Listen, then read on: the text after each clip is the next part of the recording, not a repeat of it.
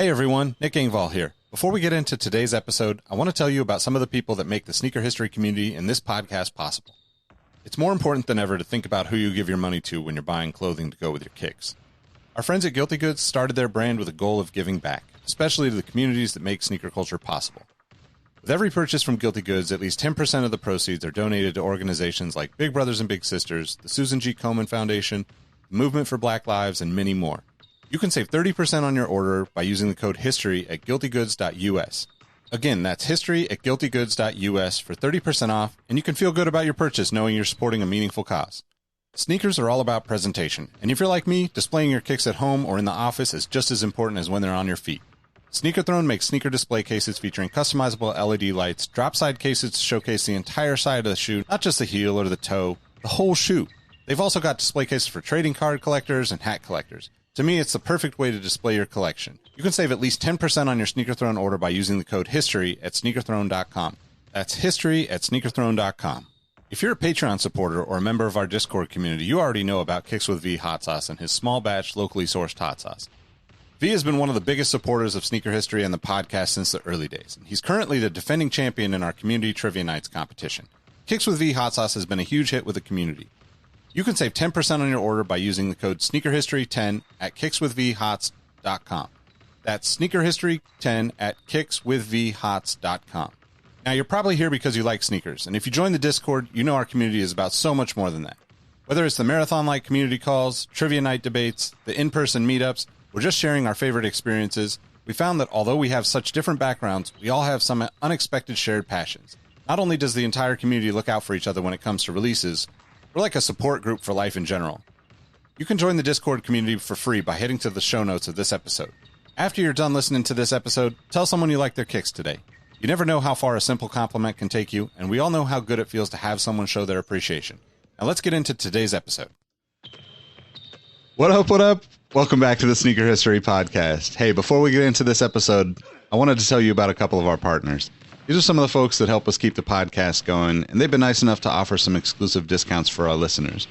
Now, if you've watched us on YouTube, you all know how we love to display our kicks when we're not rocking them. Sneaker Throne makes sneaker display cases featuring customizable LED lights, drop-side cases to showcase your entire shoe, not just the heel, not just the toe, shoe trees, a number of other sneaker-related accessories. You can save 10% on your Sneaker Throne order by using the code HISTORY.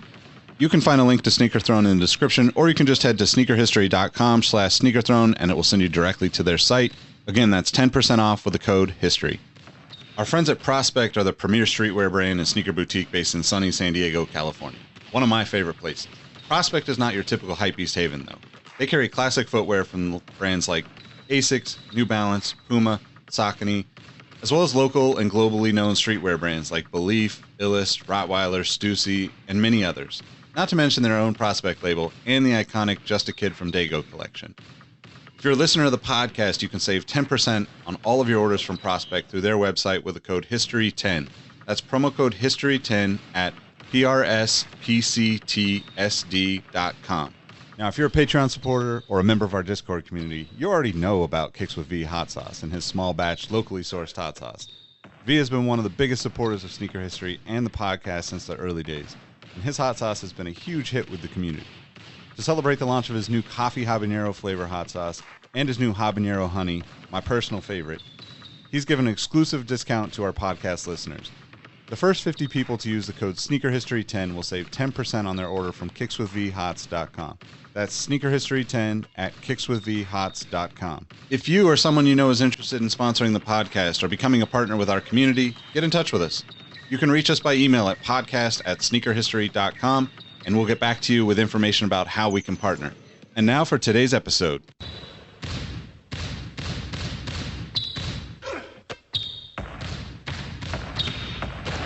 Jordan trying to shake off Starks. Oh, what a move!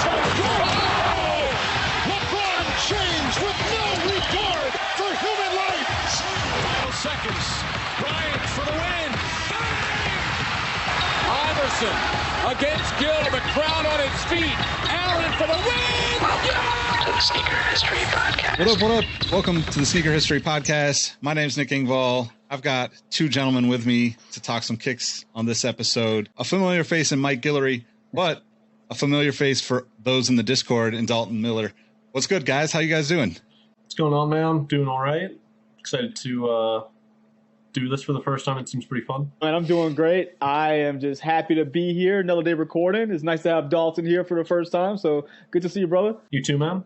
We don't get to talk very often, so this is real cool. Yeah, man, it's gonna be fun. I've been wanting to have some more folks from the Discord community on, more regularly. I mean, if you're in the Discord, you see everybody every couple of weeks, with trivia nights or just random Zoom calls and stuff like that. But I think it's going to be fun to try to get more folks on.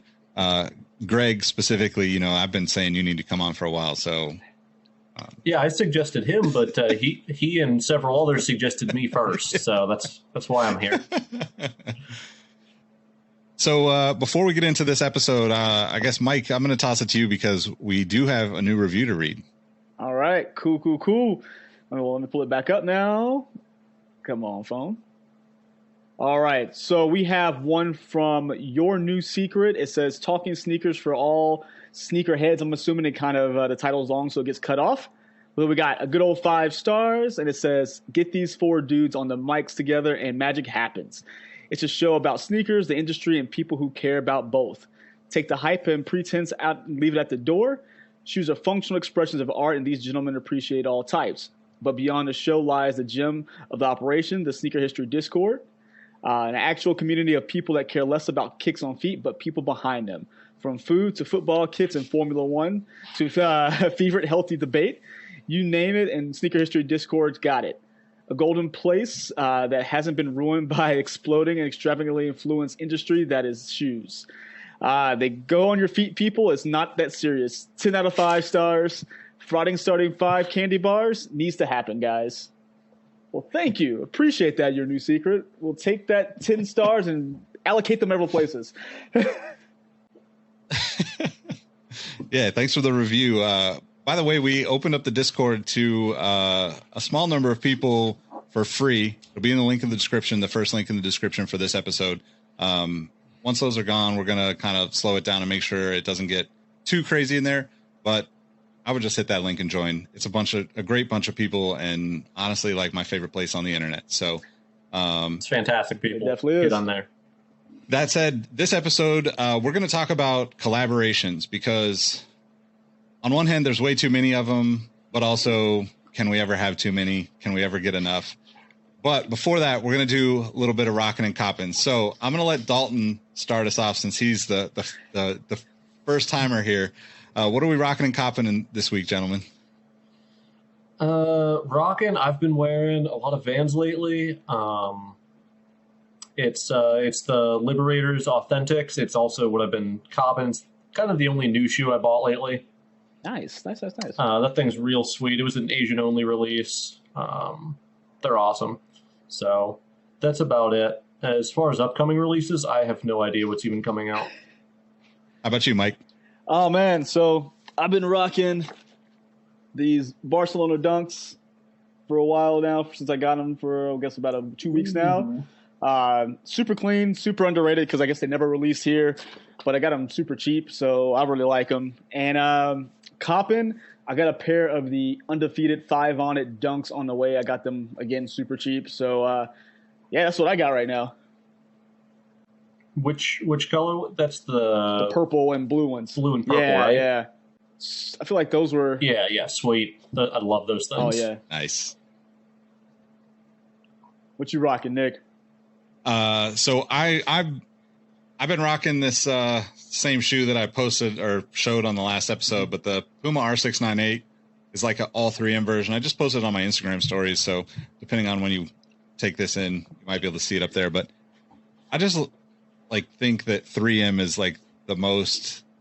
3M is like the burrito equivalent to me, right? Like just put 3M on anything and like it instantly becomes cool. I have no self-control. I just think it's like the coolest thing ever. And even better is if it's black 3M. But all right, given that, what did you think of the 5 Lab 3s? So I think that the quality on those was totally hot garbage. But I thought the concept of all of those lab shoes was really great. Like execution, and I think like the quality. I think honestly, like I think the quality. It's hard with 3M because they're going to crease so bad, right? Yeah. The 3s specifically are just going to look terrible. Even this shoe is a little rough, you know, if you looked real close at it, right? But I think that if it's done right, you could have the 5 Lab 3s could have been like full on, you know, like you could have just addressed the toe box somehow, and it could have been an incredible shoe. But I think the good thing that came from the 5 Lab 3s or all the lab shoes is that, like, basically after that, Nike tried to revamp all the Jordan retros, right? Because those were so these are so bad. Let's fix everything. But the shapes were just way off. I do remember the 3 Lab 5s being really good quality. They had a really nice leather liner. The shape was really weird, but the actual material quality I thought was good. Yeah, I remember those. What was your favorite lab shoe?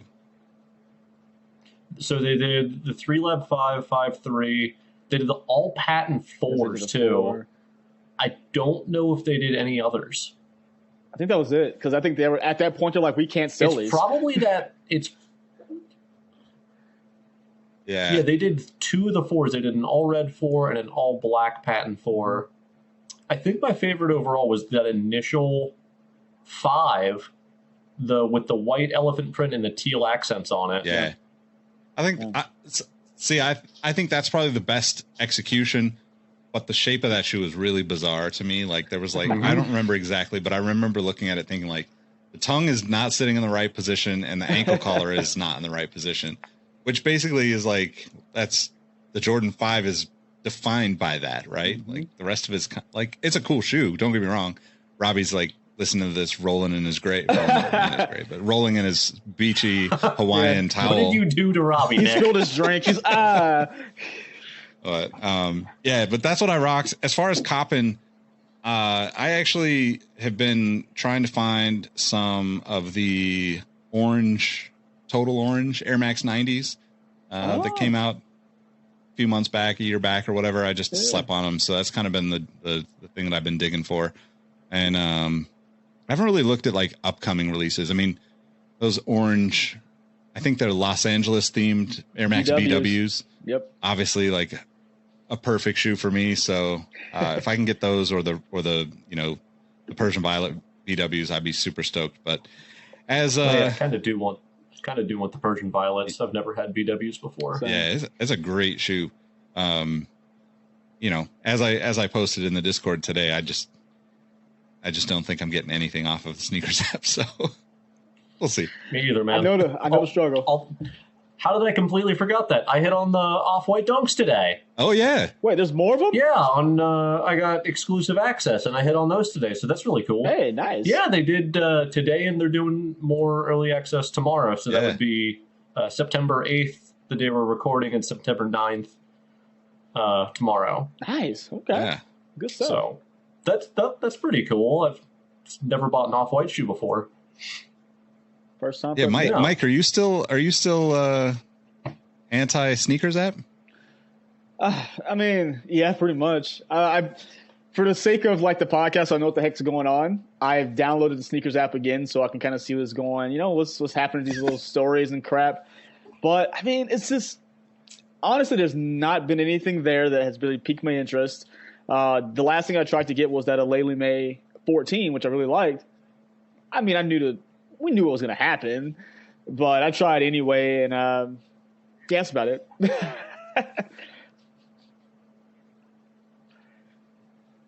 Yeah, I feel like 14s you might have a better chance on other things then. Man, we'll see. Yeah, maybe. It's so hard to know, man. It's just like it's just frustrating because it's so hard to know. You know, it's like I would think that I've bought enough Air Maxes or like Jordan 3s on my account throughout the years, but then when I look back and see the stuff that I've actually gotten off the sneakers app, you know, I've had my sneakers or my Nike account for I don't even know how long. But yeah. All right. Anyway, let's get into this conversation about collaborations. Because I know Dalton's got some interesting takes because he's he's got an eclectic appreciation for sneakers, I would say. That's one way to put it. Not the normal. I mean, it's tough because I think you could say that collaborations are, there's too many collaborations, but at the same time, there definitely are. But that's how we get to a Liberators fans, right? Like, these new upcoming streetwear brands or not even streetwear at this point. There's so many like little nuanced, cool people doing cool things that get a collaboration with a footwear brand. And that to me it's how some of those people become successful enough to stick around. There's so many brands that just disappear because they never get that collaboration. They never get that stamp of approval from a big brand. So what do you think is like the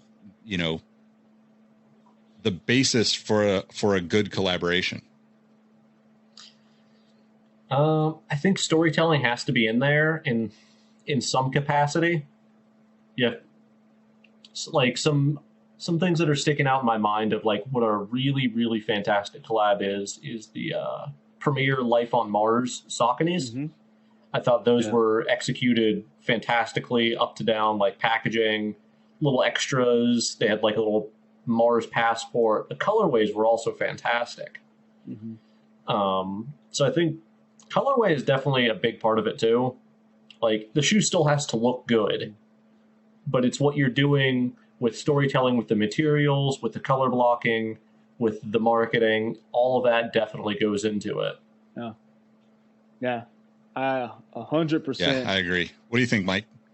I agree with Dalton. I love the storytelling aspect, but I have to sometimes take a step back because sometimes maybe just a nice color that we don't typically see. If it's something I can't go out and it's replicated in a takedown model later or just a different shoe later, I'm about that. Give me kind of that one-off, but give me good materials. That is something that I'm really big on collaborations. If you're going to give me this premium charge, you're making less of them, charging me more. I want it to be good materials. And my best example of that is the Burn Rubber New Balance. I'm looking at it right now. The MT580 blue collar and white. There's the blue collar and white collar pack. Those were fantastic. Oh, yeah. I love that shoe. I got it in 2011 from Nice Kicks just sitting around. And that's kind of one of those like the pinnacle of collaborations. The bar is set there for me because it's a shoe you don't really see often. You don't see the MT 580 that often. And then the suede, the materials, the extra laces, the dust bag, everything together makes it what it is, as opposed to just, oh, here we put someone's name on it. Here it is. Blah. I agree though. MT580s are dope. I think the MT580 that colorway was great. The story was great. I think for me, it has to be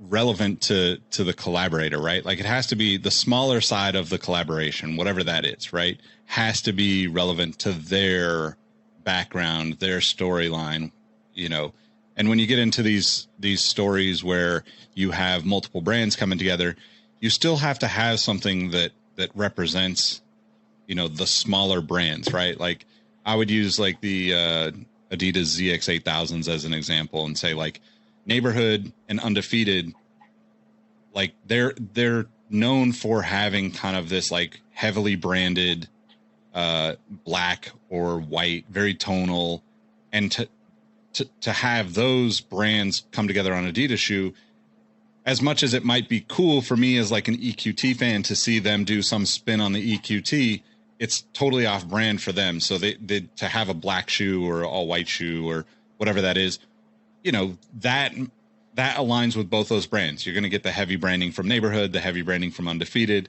And like, Adidas is kind of the benefactor of those two brands collaborating, right? And it's like, they just provide the platform and the reach to make the product. And I think that's the when I think of like successful collaborations, that's what I always look for. And I think that a lot of the smaller boutiques get opportunities to do things, and then they try to do something that they have had a story for a long time, but it might not be relevant to the brand of the boutique, where it might be relevant to, the individual behind the brand or the owner of the store or something, or it might be a great idea, right? But like it doesn't make sense for, if I think of like the extra butter, Reebok ventilators that I posted, or that I showed in the last episode, based on the Halal guys food carts. Now, no other brand could really get away with that, right? Because you can't do that as an Undefeated collab. Like if somebody works at Undefeated or Union or someplace that's not in New York, at least at that time, Halal guys hasn't expanded. There's still just a handful of spots in New York that you can get it.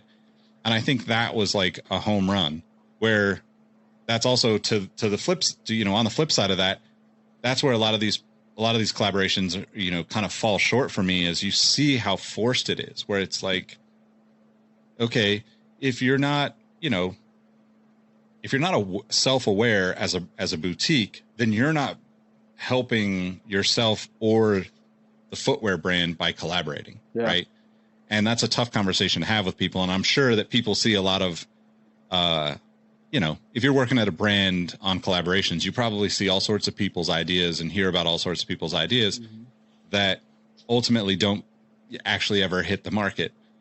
But I do think that as much as like collaborations are everywhere and everybody's doing it, and yes, there's some that are just like stupidly forced and over the top dumb, and Sakai fragment.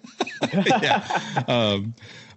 I do think that like the idea of a collaboration will never be a bad thing. Yeah.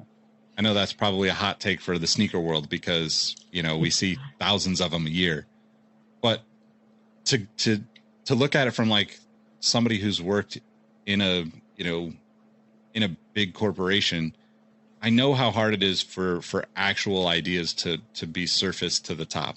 And unfortunately, in a lot of big businesses, and the footwear world is no different, you could have 100 people screaming, up the ranks to say, this is going to be the coolest thing we've ever done as a company. But all it takes is one person from a boutique that has some high energy, or, a brand that has some good buzz, for an executive or someone in the higher up ranks of a big business to say, oh, these are the cool people we want to work with. And unfortunately, like that always ends up, being a tough situation to navigate probably on both sides, because you get to work with somebody maybe that you admire or appreciate, and then you're doing something, for work. So, but I do think that there'll always be room for it. And, I guess like I would point to like somebody like Ronnie Feig or Undefeated. Bodega's done really well, kind of carving out their lanes in terms of like who they're able to collaborate with that makes sense and what they're able to do. Because some brands, you can push it a little bit further, others, you can't, right? Like the Kith Wilson stuff for the tennis that just came out. Like it was super safe, it was not pushing the envelope in any way whatsoever, but also it's tennis. That's what most tennis fans are going to want. That's what most Wilson brand fans are going to want. Tennis players probably don't have too many crazy things. If, you've got to play in a very confined, set of rules and regulations for that whole sport. So. I wish they would stop that, by the way, because being a tennis player and just having to stick with that same crap, they need to take more chances, because the biggest thing that ever happened was Fed playing in the Jordan 3 Vapors, which they need to have more things like that. I mean, you had Nick Kyrgios. That shoe's so cool. I want that shoe still so bad. But you had Nick Kyrgios in the Kyrie collaboration, but he wasn't a big enough player to really influence a bigger change. So you had Serena in the Jordan 1 type shoe. But again, I know I don't want to get side tangent, but if they really kept going with things like that, I think you can see more of that market, because there's so many things now. Like Nike SB does a lot of collaborations with Nike Tennis or Nike Court, and people don't realize that there's a lot of things that intermingle in those two groups and have really dope clothing. But because of the uppityness of tennis, you don't get to see all those things. So that's why they try to transition to skateboarding sometimes. Yeah, I think with what Nick was saying with the collaborator, to go back on that, the collaborator putting their own identity on it. I think one of the best examples of that is something I've got right here, which is the Blends Vans Skate High. Nice. which it's such a simple thing, but it is so very blends because their motif is a lot of black, a lot of monotone, and since they're edgy, they just put a bone in place of the jazz stripe and called it a day. And this is just a fantastic collab because it really does it really highlights what Blends does best. Yep. And they've had a long Vans and Blends have had a long history. They usually do 1 to 2 collabs a year, and they're usually all fantastic, and they usually sell out very quickly because Vans fans are diehard about the Blend stuff, and they don't make many of them either, of course. Well, and I think that's like a great example too, because it's nothing too crazy, and it's a lane where like nobody else is really at, right? I mean, there's other brands that do collabs with Vans that are, you know, maybe on the monotone side, or maybe on a you know, a simple approach.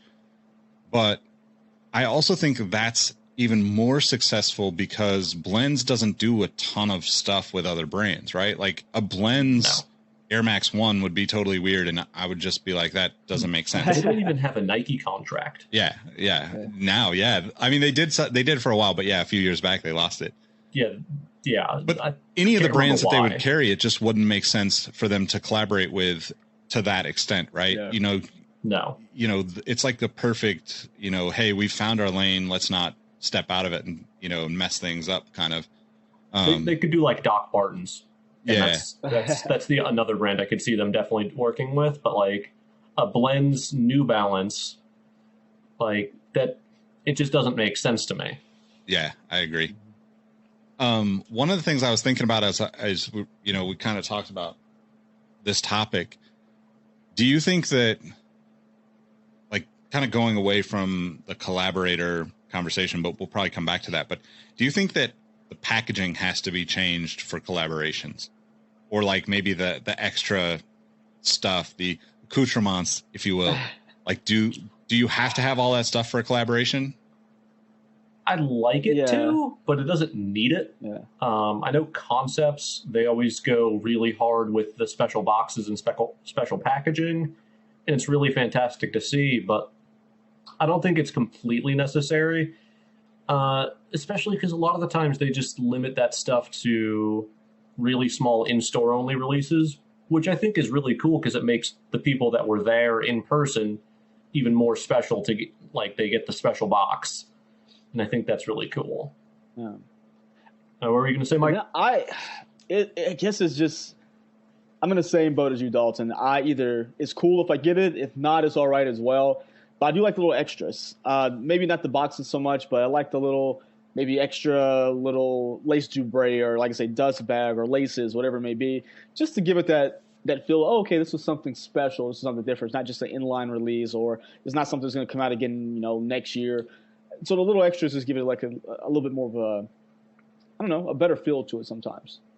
I'm a sucker for a good dust bag. Yeah, I was going to say the same thing. That can be a game changer. Did you guys know that, I think until, Nick, you might know better than I, until 2007 or 8, New Balance didn't allow co-branding on their shoes? Yeah. If you were collaborating with New Balance, if you wanted co-branding, you'd have to have it on a removable part of the shoe, so either the laces or the insole. So whenever Soulbox was doing their collaborations with New Balance in 2006-07, they had to unlace all of the manufactured shoes and relace them with their own branded laces. Yeah, that's how a lot of the early collaborations worked, unfortunately, or fortunately, right? Like, it was really like a stepping stone of getting the brands to be comfortable with collaborations at that point too.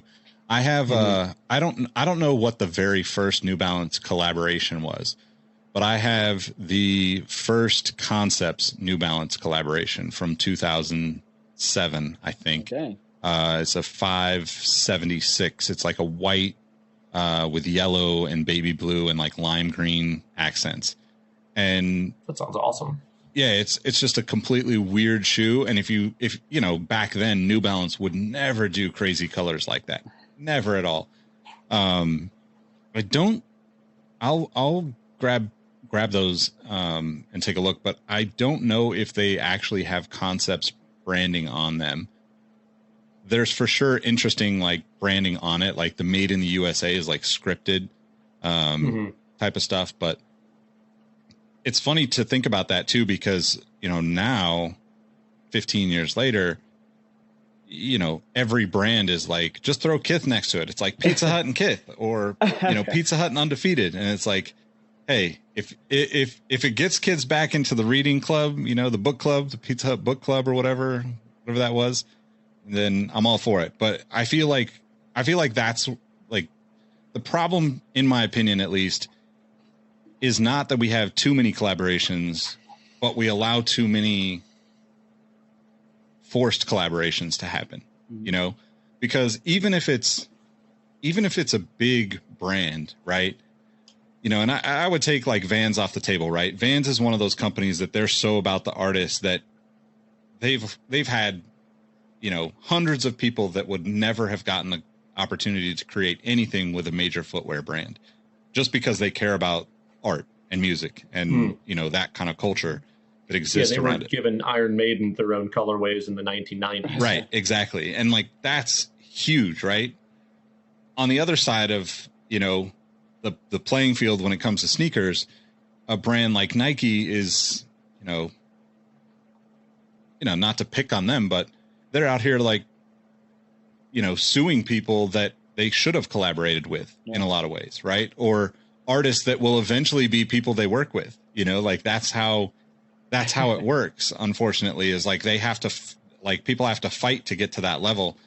And at some point along the way, a lot of those people that are, you know, you can't really break it down to followers, but if you could, it's like, oh, the person that has 50 or 100,000 followers right now might get a little bit of attention from Nike, but if they're selling a, you know, a remade or a knockoff Nike product, then Nike's going to try to sue them. Yep. If they do it in a cool enough way and they hit 500,000 followers or 1 million followers, they might just get a Nike contract. And there's, you know, they'll just throw out the lawsuit 3 years later. Like that totally, I mean, I don't have any proof of that happening, but I would bet that happened at some point along the way. Probably. Yeah. Most likely.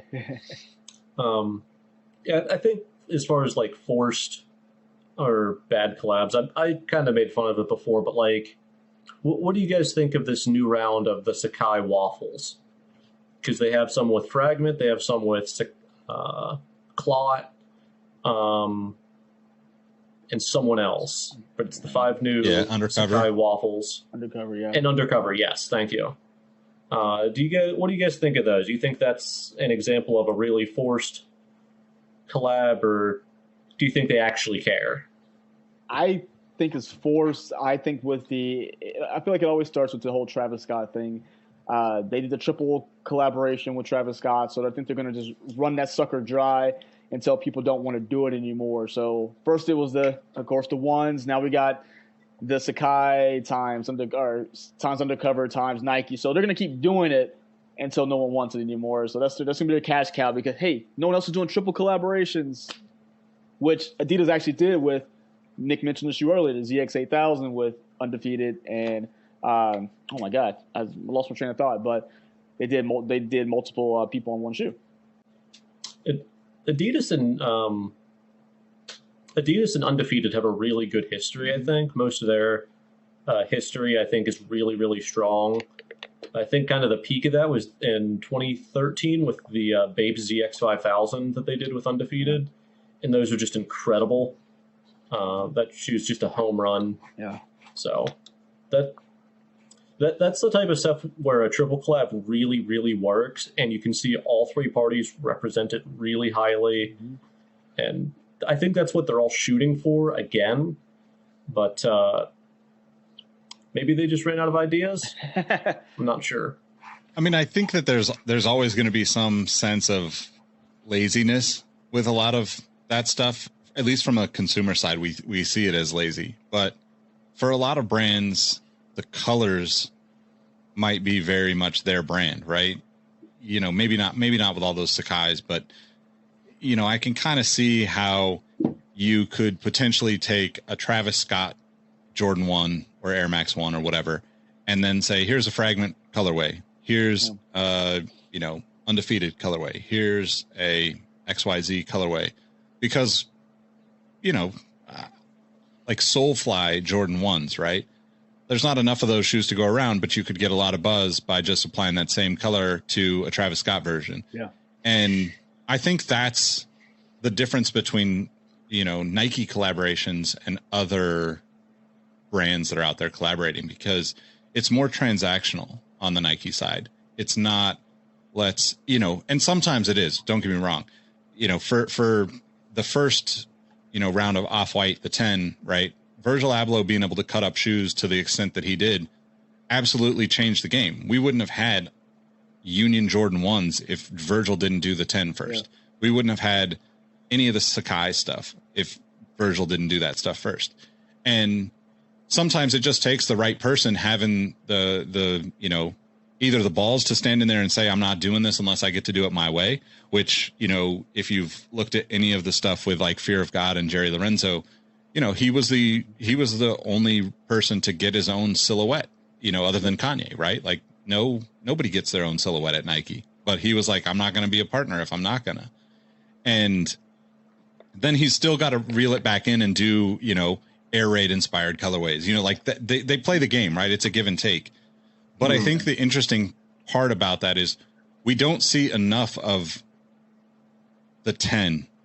You know, like I'm not a fan of many of those shoes. I would love to have the 97s and maybe the Prestos, but generally, like, it's not my style. I don't need any of the Off-White stuff. But for That's what correct, if you can buy his off of him.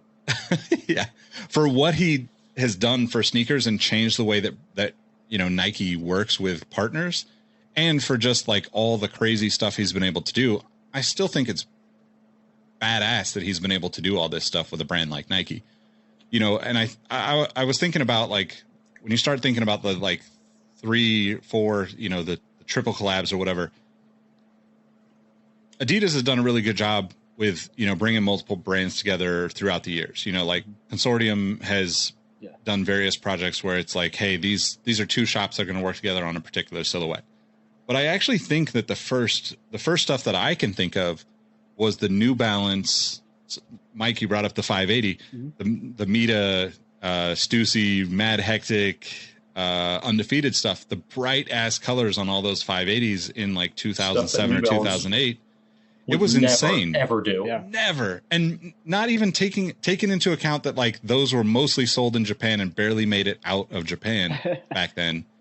You still wouldn't see New Balance making those crazy colors, which is that, to me, that's like the huge win. I don't think that everybody should make crazy colors of everything. I mean, I think every person should own a few crazy colors of shoes, but like, I don't think I think everything should be crazy colors, but look at me. Yeah. But I think it's really interesting because now we're at this point where we're back like to having too many people playing in the sandbox, right? Mm-hmm. And it's not really that there's too many people in the sandbox. It's just that the people in the sandbox are still working on the same castle. Like, we already seen that castle, man. Blow that thing away, put some new water in, and make your own castle. That's what I want to see from collaborations. Yeah. I think Nike does a really good... It's interesting because Nike goes from collaborator to collaborator, and they work with them for a couple years, and then they find a new one. Mm-hmm. And you can see it. Like, they were working with Hood by Air for a little bit, then PSNY, then Acronym, then they had APC for a bit. And it's just all these guys, and after they were done, and now they're on to Off-White and Fragment's always been there. Yeah. Fragment's always going to be there. Well, I guess Sakai is one of the new ones that they're working with. Travis Scott. And I think that's a really good thing because they have given a lot of people a lot of opportunities to make a lot of really interesting stuff over the years. Yeah. And it's nice to know that if they keep this up, they'll be the first to bring out the next new guy who will eventually go to work with Adidas after them. Yeah. Because it kind of sucks when you look at that, just kind of the history, like Virgil excluded, is that Nike will get the new person, use them, and then once they figure out, oh, this is what this person's taste is, this is what's selling, they take that idea and then generalize it and then let that person go. Because how many things have we seen have that kind of that fear of God touch now but now Jerry's gone. Or I think the biggest thing is I don't know, like with Acronym and Errolson, I cannot remember his last name, but he did a lot of ACG work. They kind of just drained him dry. Thank you. They drained him dry of his idea, got ACG back into the limelight, and I feel like now you don't really see that many Acronym collaborations anymore. So unless you're Virgil or Travis, I feel like you gotta. I would love to see another round. Mm-hmm. Yeah, it's just tough out there, I think. Yeah, I definitely agree with you. Like it's a lot of Virgil and Travis right now. I think the thing with someone like Errolson from Acronym, or anybody that's found success outside of these collaborations, it's tough to want to build a long-term relationship with a brand that is gonna, sounds bad, but like throw you out for the new hot thing, right? Yeah. Because it's coming. Yeah. It's never going to be a long-term partnership. Unfortunately or fortunately, Nike set the precedent with Kanye to be like, hey, this guy's, doing great for, 2 years, 3 years, whatever it was. And now he's gone. And, Nike doesn't need collaborators by any means. But if they don't have all these collaborations and these partners and these, endorsees, eventually they do fall off, right? Mm-hmm. Like, I think that, there's a lot of good stuff coming. I think that there's I guess like there's a loosening of the reins in a sense at Nike where you're seeing the backwards swoosh and, the added things and, the distressed this and the extended soles and the double swooshes and all the crazy stuff that we see on collabs now. I mean, just think like, I would imagine when Dave Ortiz got to do the Bacons, 12 years ago or 14 years ago, whatever it was, none of that stuff was an opportunity. It was like, here are the colors that you can use, or don't change anything but the colors on this shoe. Yeah. And that was a collaboration, which is not really a collaboration, but like, thankfully we got past all that stuff and we're getting to a point where people are getting to do some crazy stuff. I think too, like there's a couple other things that I want to talk about in regards to collabs. I think people that are just, I say this in a loving way, weird, they are the best people to collaborate. Mm-hmm. The best thing to happen to sneakers is not necessarily Virgil, it's Jeremy Scott, because Jeremy Scott absolutely threw everything we were supposed to think about sneakers out the window and said, let's just fuck all this shit up and see what happens. And some of it turned out cool. Some of it's ridiculous, of course, but like until somebody goes in there it's almost like chaotic, you don't get the freedoms for the other people that are, the 7 and 8s on a scale of 1 to 10 in chaos and craziness, right? And we don't necessarily all love the super 10 plus crazy people, but like occasionally they hit home runs. So if you don't have those people shaking things up throughout the years and just completely like annihilating our status quos within these big footwear brands, then you don't get the, as reluctant as I am, like Kanye is that as well, right? Like Kanye, forcing his hand in so many ways, love him or hate him, he's pushing the envelope for a lot of these people. Mm-hmm. But I say that to kind of set up the next part of what I wanted to talk about is how all of these collaborations happen through connections and the same, it seems like the same groups of people, right? You could look at, on the Adidas side, Pharrell and Nigo and, that relationship. Like Nigo got into this stuff because of Hiroshi Fujiwara of Fragment. And like, all the brands that kind of, Street Thing and all the other Japanese brands that have come up, Human Made and Undercover, like a lot of these people are like connected in this like creative underworld of corporate, I was going to say corporate America, but like corporate society, I guess, the corporate world. The same way that, Kanye kind of broke through the doors, and now you have Don C and Virgil and Heron Preston, like there's just like countless people that kind of, Jerry Lorenzo, like that just like follow once the door gets cracked open. If you were a friend of Kanye, you are successful now. Yeah. I mean, it seems that way, right? Yeah, there's kind of a similar thing with some of the brands that started out of like Supreme. I think one of the early guys there started fucking awesome, and they're huge now. Yeah. Union. So fucking awesome. Yeah. Union. There's all of these people are very well connected, because I think to some extent they're like the hands-on in the cool shit that's happening, right? Like brands can't ever be involved on like a just neighborhood level of this is where the cool shit happens. And you can make cool shit happen in any neighborhood. But like if you can get a handful of people to make cool shit happen in a neighborhood, that's when the brands are like, oh shit, we got to pay attention. Like it's like Nike trying to move into New York and do all that stuff in the early days to get to make basketball a thing, street ball a thing for Nike shoes, right? They just knew that it was cool shit happening. They didn't know that they needed to actually make shoes for street ball. I was going to ask, so what do you guys think? Speaking of triple collaborations and just kind of hey, is this out of touch, or is this something people want? But it goes back to Nike, Virgil's Off-White, but also Louis Vuitton. With that whole collaboration and setup coming down the road, again, we're seeing that triple collaboration, but is it something does it make sense? Like, I feel like some things just don't make sense, and I feel like that's one of them. But I want to see you guys' thoughts on that. I forgot that the Louis Vuitton Air Force Ones are happening. I completely forgot.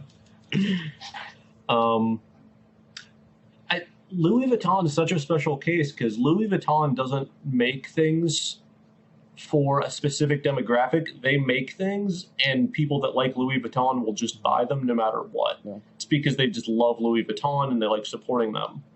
They want to be invited to those super low-key events that they hold, or those Chase Black Card events that they give away special things at for rich people.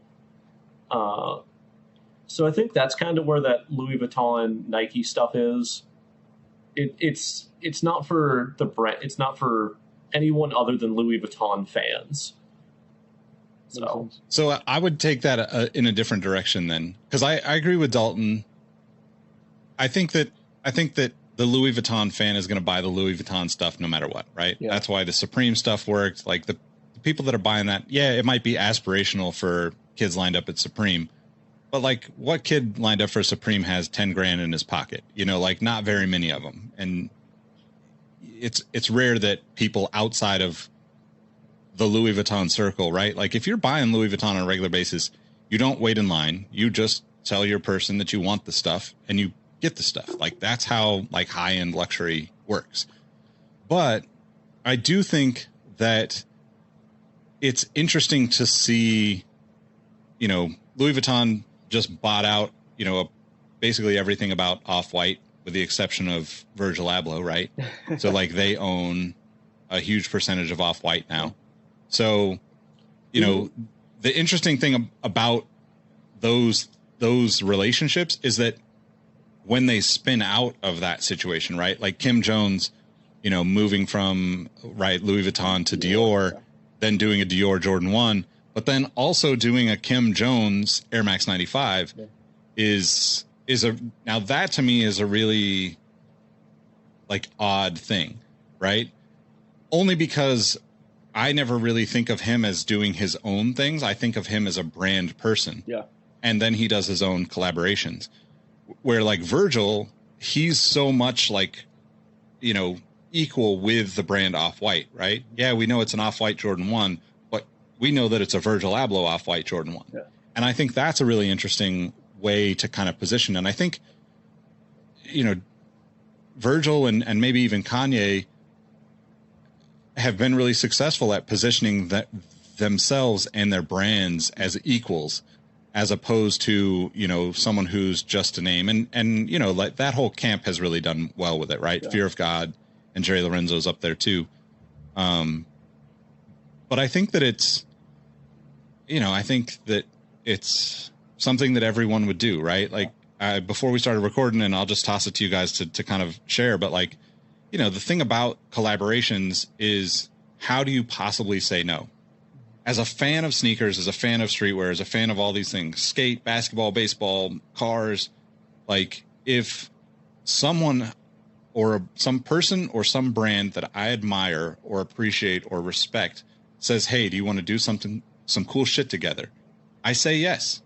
And if you're in a position that your cool friends or your friend that's saying do cool shit, let's do some cool shit together is Louis Vuitton, fuck yeah, you're going to do a collaboration, right? Like Virgil's not going to say no, you know, like it just doesn't make any sense.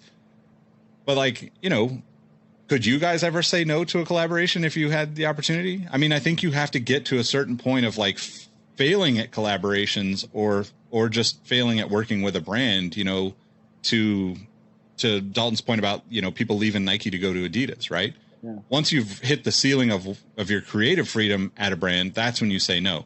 But until somebody says no to you about something that you have always thought about doing or wanted to do, you're going to say yes. I think 90% of people are going to say yes to collaborations. At least I would.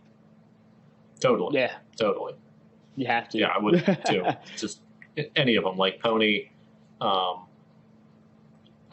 can't even remember like smaller brands, but yeah, totally. I think at this point in time, like where I am, like in my quote unquote career, no, I couldn't turn it down. I think as I got further along and more successful, when I had the ability to say yes and no to things because I have laid the groundwork and like made a name for myself, then yes. So kind of double-edged sword, but in the beginning, like right now, no, I don't see why I would turn down a collaboration. Yeah, I 100% agree. I just think it'd be impossible. And, you know, when you're like not at the top, maybe you're always hungrier, right? You know, looking up to the other people that have gotten to do these things and saying, how could I do my spin of that? You know, I think that's what kind of keeps people motivated too, right? You know, I think that's I wanted to circle back to just say like the beauty of like the collaborations that we're seeing right now. Yeah, it's a small group of people getting a lot of opportunities, but those people are really pushing each other, and we're seeing a lot of people get other opportunities outside of it, and we're seeing people try new things. So all in all, like as much as like I'm tired of seeing the this X that on every blog post on the sneaker blogs, it's still to me a good thing that we're seeing all these collaborations, you know. But definitely. Always good to see new stuff. Yep. More new is better. Agreed. Even if it's on the same models we've seen 3 dozen times, it's something new. Yeah. Yep. All right. Well, that pretty much wraps up for this episode. I guess, guys, let them know how they can find you. Go ahead, Mike. Oh, yeah. You can find me on Instagram and Twitter at MadWatcher789. You can find me here on Sneaker History, of course, and on YouTube at Mike Guillory. But Dalton, where can they find you, buddy? My Instagram is sneaker_Saiyan, just like it is for Dragon Ball. That's about all. I'm not giving out my Twitter. Yeah, you can find us all in the Sneaker History Discord. You can find me at Nick Engvall on all the platforms. But most importantly, follow at Sneaker History on all the platforms. And thanks for tuning in and supporting us. And we'll catch you on the next episode. Peace. Peace. See you. Hey everyone, this is Nick again. Before you take off, I wanted to thank you for listening to the Sneaker History Podcast. We just launched our new merch, including tees, stickers, keychains, and a bunch of other pieces you can grab to show your support for the podcast. You can purchase it now through our companion site, sittingtreasure.com. You can also get access to more episodes of the podcast by joining our Discord community at patreon.com/sneakerhistory. Plus, we've got a bunch of other fun things going on in the community, including trivia nights, giveaways, access to sneaker raffles from around the world, release announcements, and my favorite, just good people helping good people get the sneakers they want. Plus, we're not bought by advertisers, investors, or other big money. I'm confident in saying this is the best sneaker community I've ever been a part of. We've also teamed up with a few partners to offer our supporters discounts. You can find some in the links for this episode and even more in our Discord. Give us a try, and if you don't enjoy it, you can always cancel the membership at any time. Last but not least, tell someone you like their kicks today. You never know how far a simple compliment can take you, and we all know how good it feels to be on the receiving end of someone showing appreciation. Thank you all for the support, and we'll catch you on the next episode. Peace. Hey everyone, this is Nick again. Before you take off, do us a solid and head over to Apple Podcasts to leave us a review. Give us a rating on Spotify and Amazon Music, and make sure you're subscribed to our YouTube channel because we have even more video content coming soon. Speaking of new content, we have an amazing community of sneaker enthusiasts that hang out in our Sneaker History Discord on a daily basis. While sneakers is a connection point that brought us all together, we've all discovered countless shared passions that we have in common with each other. We recently launched a couple of new podcasts directly from our community. One of them is a Formula One podcast. If you're an F1 fan like me, the Exhaust Notes podcast is your weekly fix of Formula One fun. It's hosted by myself, Rohit Malhotra, and Todd Yates. New episodes drop every Tuesday. I've been wearing fitted hats for years and collecting my favorite teams since I was a little leaguer. It has been awesome to see so many new fans getting into fitteds in recent years. Crown and Stitch is our new talk show about fitted hats with Dexter, Keith, and myself, where we talk about fitted hats, snapbacks, throw in some obscure hats because we all kind of like some funky stuff once in a while, don't we? Copping, collecting, and so much more. New episodes drop every Wednesday. Hit the links in the show notes for this episode to give our new shows a listen, and be on the lookout for more new podcasts dropping soon. Last but not least, tell someone you like their kicks today. You never know how far a simple compliment can take you, and we all know how good it feels to have someone show their appreciation. Thank you all for the support, and we'll catch you on the next episode. Peace.